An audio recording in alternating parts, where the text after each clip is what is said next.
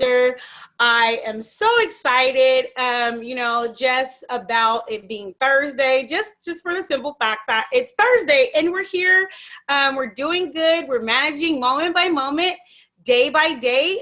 Glad for every breath that I take, and being able to go for a long walk this morning. Like always, I try to get those 10,000 steps a day in.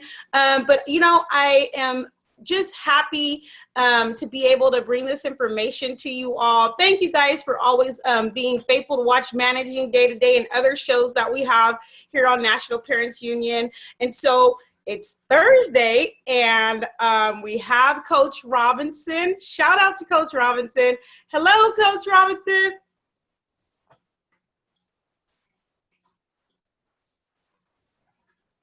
Hello, hello.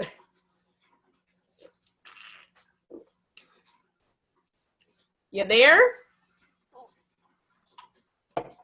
Okay, so while we wait for Coach, I just am so grateful that she was able to have Tuesday's show with the students, hearing from the student voices, very important, being able to understand, what their perspective. Hey, Coach, happy Thursday. Unmute yourself. That's if you want us to hear you. Well, good morning. Good morning. How you doing? Doing well. I'm just sitting here. I'm looking at the screen. And I was talking to the screen, and I wasn't even on. So I did all this still, but it's okay. It's Thursday. On Managing Day to Day, you can do what you want because we're managing moment by moment, day by day, right? Right. There's a lot of grace here. So, I was just talking about how on Tuesday we had the students on. And thank you, Coach, for hosting the lovely Black Student Union, being able to voice their, experiences and concerns. I missed you all, but, that was a great show and I was watching that. Thank you. And, when I opened, I was talking about I went for my long walk this morning. Right. You're sick. I try to get those 10,000 steps in as best as I could. Now, I am only at 7,000. So I'm hoping, I like to just get it out the way. Like, okay, I did my 10 or 12,000 steps today. And I don't got to go back to this. And then I don't have to watch for the rest of the day. Oh my God, am I doing my steps, right? So I did the 7,000 and, hopefully we'll get those 3 in, but who knows? How you doing? Now I have a question. Have you changed your time that you go on your walks? Because I know that it's starting to get really hot.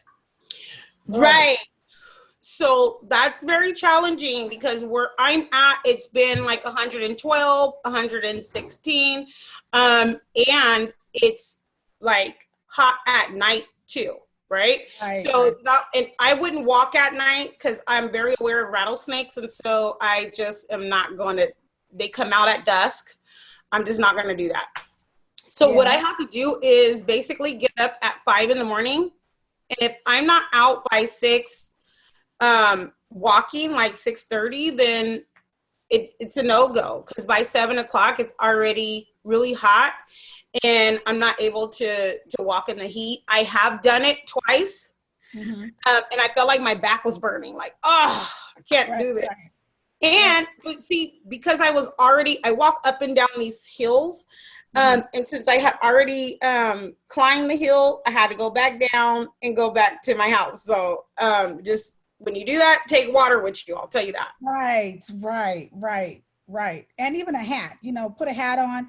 I had to change my schedule as well because I was going at 5:30 and it seems like it's getting darker. It's staying darker longer because we're moving into the fall. And well, we're not moving into the fall, but my area seems to be moving into the fall while it's third day of summer. So now the coyotes are The coyotes are coming out and I was followed twice. So I have to carry a stick now. So it's a little different. So parents, if you're going to go ahead and... Wait. You were followed by the coyotes? Yeah. I remember when I lived there, those dang coyotes are such a nuisance. my little kitty got outside, and this is a tragic story for my family. You know, my little kitty got outside, and the coyotes took our cat. Yeah. Right? Very much And so. and so that was when I first, you know, when I was living in Lake Elsinore, and I first realized, like, dang, there's a serious coyote problem, and they will gang up to come and get your pet. Yes. I watched the coyotes looking like in someone's gate at night at the dog, and I'm like, oh heck no. So yeah, I'm sorry. Go ahead. Oh no, it's around here. It's a known fact. I was driving in the backside of goats. Is it goats or goats? Yeah, goats. And the coyote was just walking across the street. And so I was like, okay, well, I got to really watch my surroundings because, you know, when you see one, they run in packs. So when you see one, there's another one close by or two close by. So when I walk in the canyon, I'm like, I got to take a stick and my whistle and, you know, be very cautious about what's going on because they're coming out and it's hot and they're coming out earlier and earlier. So, you know, I want to just let the parents know, you know, you want to be proactive at anything that we do. And that's one thing that you want to scout where you take your walks, because I know a lot of people are getting out since the, you know, the sun is coming out and it's a little bit better weather out here in California. I should say better weather, right? But I was really like, oh my goodness, like, okay, we got to change this up, you know. But, and it's ironic that we're talking about coyotes because today's topic, we're really going to be focusing on injuries. I know we had touched on this about a couple of weeks back, but I just noticed within the day, we had a 30-degree hike in weather. Yeah, you know, right, because we literally went from the 90s last week to the mid to 100 to the 110, 116. And it's predicted that we're going to be in 128 within the next few weeks, right? And so, you know, I need to make sure, and you guys all need to make sure when you're in these hot zones, and they're giving like these cautions about the weather, make sure that you look for that and hydrate the day before. Right. We talked about that, right? Right. And that's why, you know, I know it's summer break for a lot of students out there, but for our parents, I just want to let you know, go ahead and start. We had a week off. We had about 2 weeks off where we weren't logging in our PE time. Let's go back to those planned activities because as the weather changes, you want to make sure that you're planning your activities according to your weather, because inclement weather could be hot weather, excessive heat, or it can also be excessive coldness or rain. You know, some places right now it's raining and it's really wet, and some places are also flooding. So you want to make sure that now that we're back on track to, you know, start our planned summer activities, that you're looking at the weather and you're charting what the weather is going to be for the week or 2 weeks down. It's very difficult as a PE teacher when you plan an activity and then the weather just changes at the drop of a hat and then you're not prepared. So we always talk about, you know, being proactive when it comes to day-to-day with PE, you know, make sure that you're planning those activities, because when we talk about prevention, we want to talk about injuries. And globally, as of 2018, about 6.2 million children between the ages of 0 to 15 have passed away or died because of preventative accidents.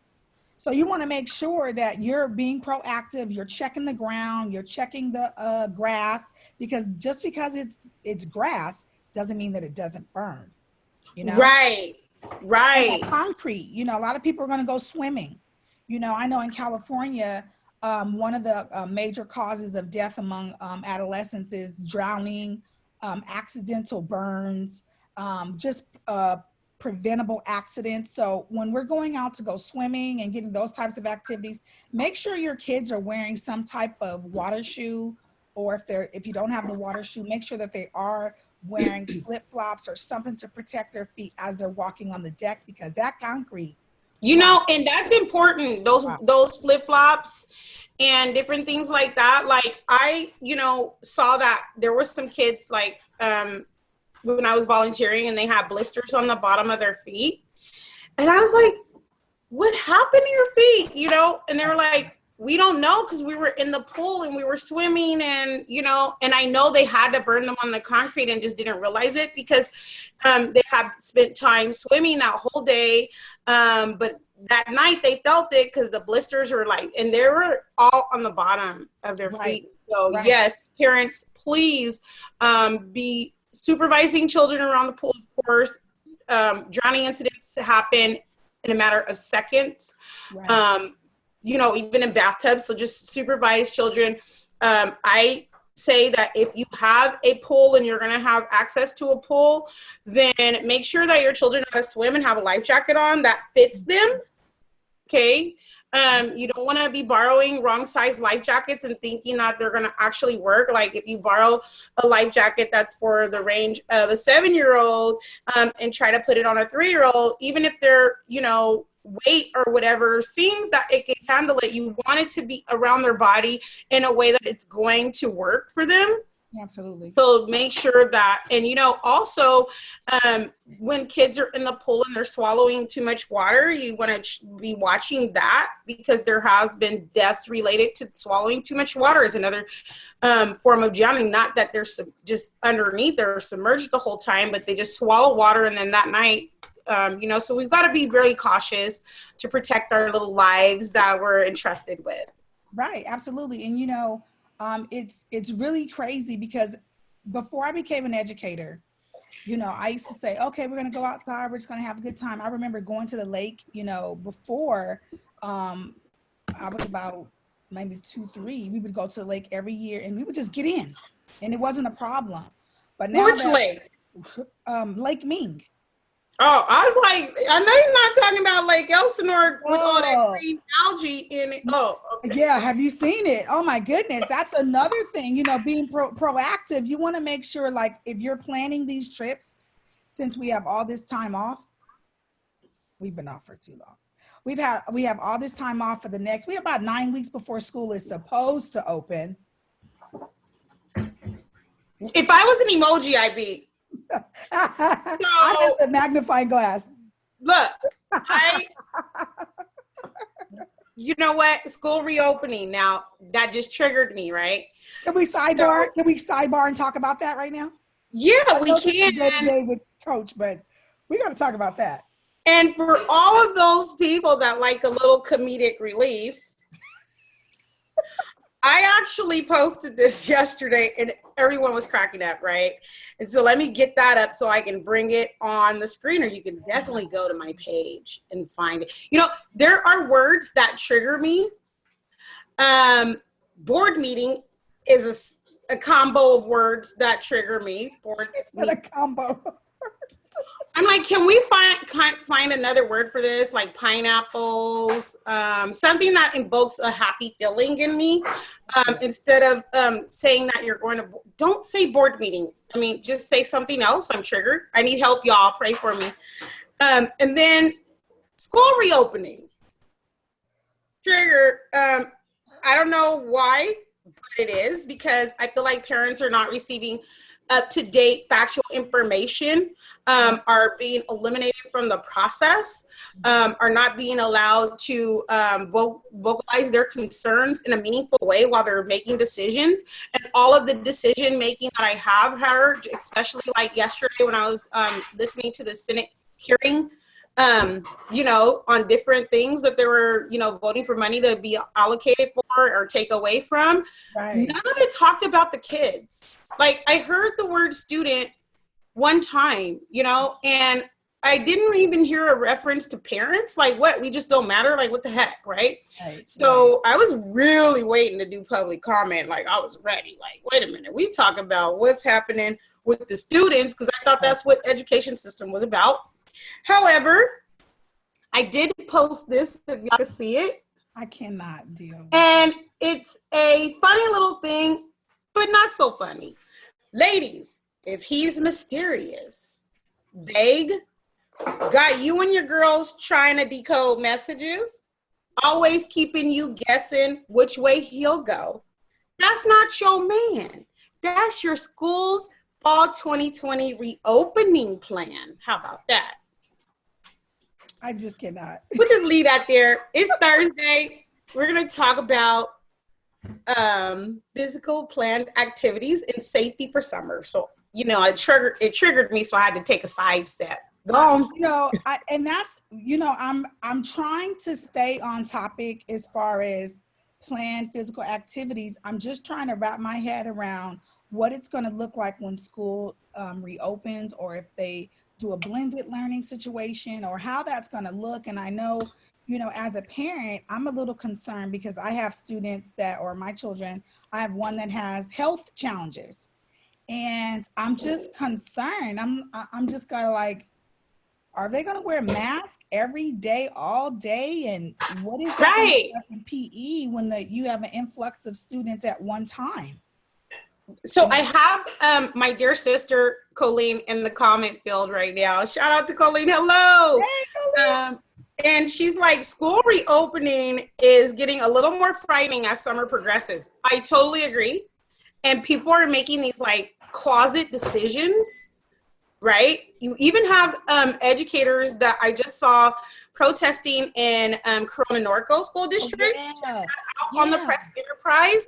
They said they're not going back at the anticipated date that was given to them, because they're concerned not only about their safety and other kids' safety, but they also are parents of children in the same schools that they work for that district. And like, they're like, no, we're not sending our kids. If there's no clear-cut defined thing that, like you said, and what is it going to look like grade levels? Now, us at National Parents Union have collated our Family Bill of Rights, which was our formal recommendation. And so, hey, why don't we look at that? Because the parents across the nation gave information through surveys and polls of what they desire to see as far as school reopening. But again, when you're having these discussions and planning, and the students and the parents are not included in that, right, this is what you get. And we'll just have to keep on fighting for what's right. And that's a challenge, because I know there was a lot of surveying going on in different districts. I know myself, I did receive the survey from my district for my kids. And then also we were surveyed as educators. Right. And it's kind of it sounds crazy, but I don't really think we have a plan in education as a whole, because we don't know what's going to happen. And I don't want to come off as like, oh, everything's going to be great. We're taking it day by day. And I believe the districts are doing what they can do. I think that we could do a little bit more as far as transparency is concerned, and really talk to our parents and have like Zoom meetings where parents can come and really vocalize how they're feeling, because I get a lot of phone calls from, my colleagues and that have kids in the district from our district. And it's like, we don't want to come off, crazy, but we really want to ask these questions that our parents are asking us, and getting emails and asking like, what are we doing? And if you tell a parent, well, I don't know, the district hasn't said anything, that's disheartening. And then your communication is not there. And then your family engagement goes down, because parents are going like, oh, I don't want to, I don't trust this. Yeah. So, and that relational capacity between districts and parents was already lacking. And so right now is a good part in history to put a pause, right? Stop sign. We had a stop sign. Now you're going to pause, because this whole thing needs to be reimagined and rethought. And we have to have that mold and mentality first. We have to have that mold of thought and that mentality first, that it's already been disrupted. Okay. Traditional education as we have known it has already been disrupted. Okay. There is no way that for what has happened and what is taking place, that it's going to roll out ever the same. People Right. have to get that thought process. And then there's some flexibility and, you know, less rigidity that can take place. But it has to involve children and parents. I cannot conceive of a public education system without parents and kids. Right. Right. Like, how do you have these conversations without parents and kids in mind? How do you even have the system? Like, who's going to come to the school? If the parents aren't dropping the kids off and the parents aren't enrolling their children, or they're, you know, looking for other options. I'm a homeschool mom, so, you know, that's my option and I love it. But if the parents are saying, like, enough of this, and what if all the parents decided, I'm not going to enroll my kid and I'm not going to come back and I'm going to pick another option, because we understand compulsory attendance, gotta be, you know, but there's ways that you can document and petition for, you know, to be the educator of your kids, which I think that's ludicrous anyway, because I had these kids and I didn't remember seeing anybody at Sharp Mary Birch Hospital with me that are sitting and making decisions for my kids right now. Like, I remember my family being there, their dad being there, but I don't remember like these elected officials being in the delivery room when my kids were born, and they didn't help me pick names. You know, did they help you pick a name? Oh, yeah. You know, and that's the challenging part. You know, you go like cuts, right? There's got to be cuts somewhere. And I think what's going to happen is, especially with my field, with health and physical education, art, music, all of those things that are not in the elementary school as a general, you know, core classes, you know, middle school and high school, you know, those classes are kind of set in stone. But as far as like elementary is concerned, I know there's state to state legislation that says you have to have a credentialed PE teacher, but like our kids are going to suffer with their health if PE is cut. Social emotional development, you know, physical well-being, mental well-being, nutrition and health all take place in physical education classes, right? Physical literacy. Right. And so, you know, I guess what we can do is us as parents can get ahead of the curve and continue to practice nutrition, you know, just continue to teach our children mental wellness, health, nutrition, look at how old your child is, what grade are they in, and what they should be knowing, you know, right. And what should they be able to accomplish physically. It's interesting though that I took my kids to Kaiser for an appointment, and the doctors said to me that they have seen a physical decline in children lately, because they're not getting out, they're not doing these physical planned activities, and so they are seeing a decline in like their muscle tone, and other related illnesses. And I have to say this, that if you are not physically active, there's toxins that can sit in your body and you have no way of really eliminating things through sweat, through other things like that. I am not going to go into a whole lecture. I just got off of my school reopening trigger soapbox. Okay. And so, you know, try to do what you can. I even recommend, if you have to be in the house and you're kind of limited in, you know, being able to move as much, to turn on Leslie Sansone. Leslie Sansone does 1 mile walk, 2 mile walk, various things. I'm talking to parents, okay? Children need to do certain activities. Parents, you know, we have to show them that we're willing to be physically active and do well too. And so even starting there, her 1 mile walk is probably about 17 minutes, and it's not even tedious. You can do it from the comfort of your living room. Right. One thing that I did as a parent that was trying to model good behavior to my kids was like, let me pick 3 songs that are 9 minutes each. Okay.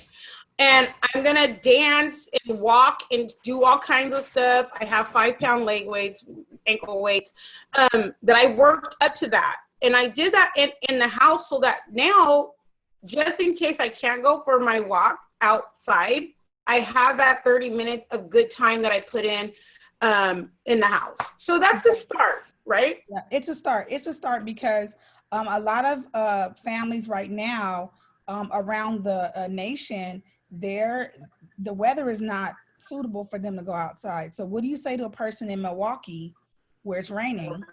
And what do you say to them? You know, how can you get outside and get that walk in, right? So I'm Right. glad you mentioned her her channel. She's really dope. I like her. And then also the PE, the national PE teacher, he's super dope. Chad, he's really good, a good one too, that you can go ahead and get those activities and then start logging them again, you know, and keeping those logs so that when you do go take your kids to get physicals, I know for 7th grade here in California, they have to have their TDAP before they can start school. So you can have that conversation with your pediatrician about your child's growth, because I noticed when I took my kids, my younger son, he's a little bit under average as far as his growth pattern is concerned, and he's underweight. And I'm going like, oh my goodness, you know, I got to start really looking at what he's eating.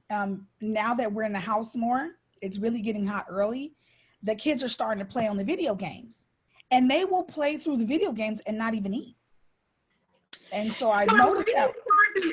The optometrist and ophthalmologist to make a formal public statement about what is happening with you know, the vision requirements now. Like previously it was 2 hours, right? Right, but right. That is not the same. So I'm kind of curious as where the eye doctors are on this.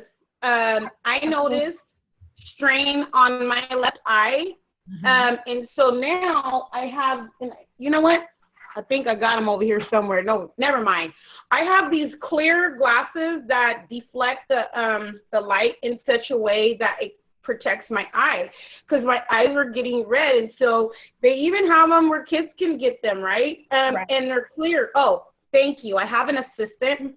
So these are the glasses that I got, and it shields your eyes from as much of the light being harmful. I think that is important. I also have a pair of yellow glasses that people tell me I look like I'm going to the shooting range, and I tell them, well, you got to guess where I'm going because I'm not telling you, that I drive with. And, you know, because my eyes were just, you know, and I was trying to focus and all kind of other stuff. So we have to be mindful that things have changed, but we're not rigid, so we can accommodate and adapt as we move along, right? Absolutely. Just wanted to show those to you. I got these from Walmart for $7.88. Well, you know, I'm a Dollar Tree girl. Well, you know, I'm not like giving any formal endorsements. I'm just saying where I got mine from. They probably have them at Rite Aid or whatever, right? Yeah. Well, you know, as we close, you know, I just wanted to give parents just some quick little tips on how to stay active in the summertime. You want to make sure you're being proactive as far as you're taking all the precautions that you need prior to your activities. You're going back to the planned activities so that you're not just having your kids out there and getting heat stroke, and you're not really getting those muscles moving. And we don't want our kids to lose muscle tone. You want to make sure that you're reviewing. You can even go back and review some of our videos that we did and how we had activities, and we told you which activities you can do. And those are on Thursdays. Right. So if you go back into our video archive and you're looking for that physical education information, nutrition information that is a part of physical education as well, you have to go back into the video section of the National Parents Union page on Facebook. You go to videos, you go down, you will see all of our past shows. And if you look on Thursdays, you will be able to find PE with Coach. Sorry, go ahead. Oh, no. That's absolutely, because you have more knowledge about National Parents Union's page and understanding. So yeah, just go back and look at some of those tips that we gave, because in summertime we're going to start moving a little bit toward. I want to see if we could do an interaction with some viewers and play some games to ask some questions about, you know, health and wellness and what they know, and how I can be more of a service to some of those questions that come on the comment section. I can't see them, so you know, I want some interaction where I can be asked some questions as well, because I know me and you, we have a great time on here. We have Kelly saying, hey, speaking of comments, and that's why I'm looking down, you guys, because I'm trying to be more interactive, you know, and I don't have that. I love it. Yeah, I don't have that media space where I can be like, you know, sitting like, and then looking down and like, don't give me no ideas. I'll be on YouTube University. Like, how do you conduct an interview and then look at your messages at the same time without blinking your eyes? No, I'm playing. Right. Or keep looking at the camera. Right. Like, you look at the camera very well. Also, sidebar. Sorry, we just went down that way. Let's bring it back. But thank you so much for having me on, Christina. And I want to see if we can get that Kahoot going on Tuesday for the students to have an interaction. So I think that'll be great too. And, you know, just thank you so much. So we're about to close, but next Tuesday we will be bringing some more students on with Coach. I have to go to the state capitol, so I will not be here to host. But if you guys have questions that you would like, because I saw that a lot of parents were saying, wow, we wish we would have known this, or we wish we would have known that, and we would have been able to know how to better support you. So I'm just asking for you parents out there that have questions for the students. Maybe you might just want to know how to help or something specifically about what they experienced. They will be back. Please send me those questions. Either you can send them to me on Facebook through Messenger, or you can email me, Christina@mpunion.org, and we would love to be able to address those questions and have the students even interact and address those questions. Oh, awesome. You have a final thought? Final thought is make sure you're starting your planned activities and you log them for the summer. You know, be proactive, wear plenty of sunblock, drink plenty of water, and get at least 30 minutes of physical activity every day. At least 30. We want to say 1 hour though. 1 hour. 1 hour will be great. Okay, so my final thought is, parents, is the schools are demanding your children's enrollment. You need to demand some things in return, okay? And so make sure that if you write a letter, whatever you have to do, you continue to be diligent about it, unrelenting, consistent with your demands and what needs to be provided, accountability, transparency. All of that information needs to be provided to you instead of you being told, oh, just enroll with no information and no plan. Because I will tell you, after budget meeting after budget meeting after budget meeting this past few weeks, they have a plan. You're just not getting the information. And so I just admonish you to know what the plan is. And continue to ask, even if you have to contact your state Department of Education, even if you have to contact their representative senators, right? Do that, because you need to know what's going on. Right. Thank you so much. Appreciate you. Everyone that watches, we'll see you again. Same place, same time on Tuesday, however, watching Managing Day to Day with me, Christina Laster, National Parent Student. I got a lot of energy because I went for my 10,000 step walk early. I will see you all again. Thank you. Bye-bye, America's beautiful children. We love you.